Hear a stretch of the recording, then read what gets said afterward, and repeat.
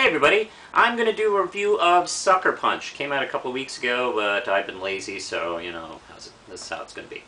Now, Zack Snyder's new film just came out a couple of weeks ago, and I remember seeing the trailer for the first time, like, geez, nearly a year ago, frankly, and I remember looking at that and thinking, finally someone has put everything I like into one movie.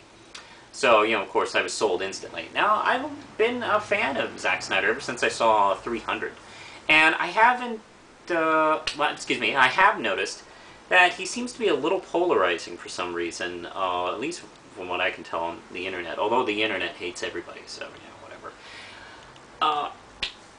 This is getting a lot of notice because it's his first original live-action screenplay. Actually, no, even the Owl movie was adapted from something. This is his first original screenplay, and I've noticed some people have been cutting on him about, you know, like, oh, he has no original ideas. You know what? Fuck that shit. Almost every movie is based on something. I mean, most filmmakers are not screenwriters too. I mean, let's face it. I mean, for an example, one of my favorite directors is Alfred Hitchcock. He's one of the best filmmakers ever in film history, and most of his movies were based on novels. You've heard of novels, right, kids? They're what we used to call entertainment back in the old days. You know, they used to be video games in print. It's really very cool. Nah, you know what books are. I'm just kidding. Anyway, so not really knowing what this was about, I was kind of sold, and eventually found out that there was a lot of dreamscape, mind matrix kind of shit going on, which made me a little less excited because I'm not usually a big fan of that stuff. Well, anyway, let me just get started. Emily Browning, who, by the way, was in the series of Unfortunate Events movie, she plays Baby Doll. Abby Cornish is Sweet Pea. Jenna Malone is Rocket. Vanessa Hudgens from that High School Musical trilogy that all you kids seem to love is Blondie. Jamie Chung as Amber. And got a couple of Carla Gamillo, I can never pronounce her name. And Oscar Isaac, as well as Scott Glenn is in this film. Scott Glenn playing Wise Man.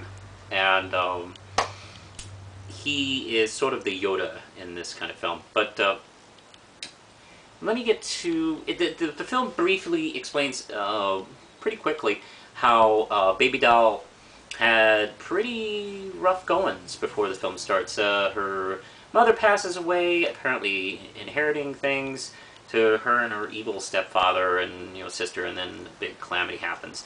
And her sister dies, and she is blamed, and he thinks, hey, this is a good chance to get rid of this girl and get all that, you know, awesome money.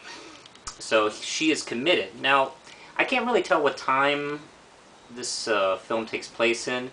The car that he's driving her in is an obvious 60s car.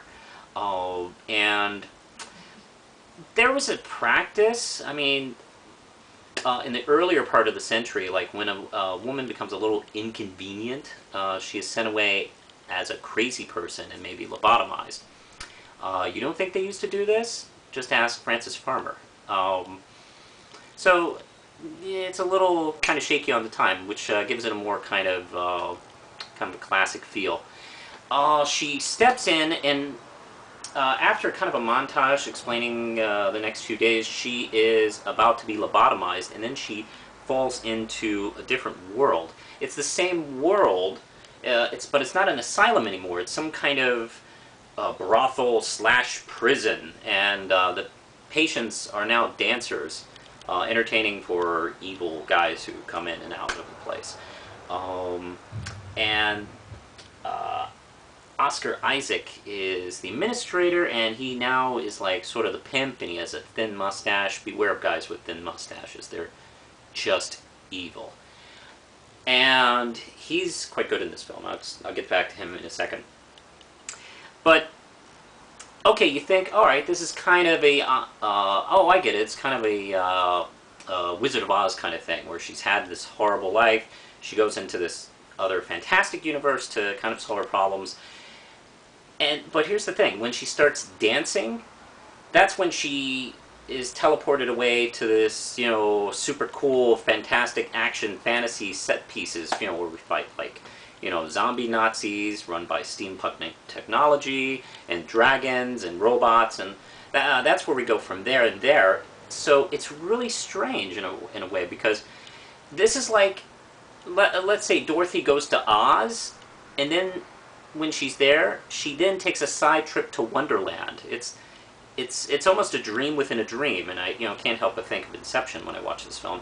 Unfortunately, unlike Inception, I don't think a lot of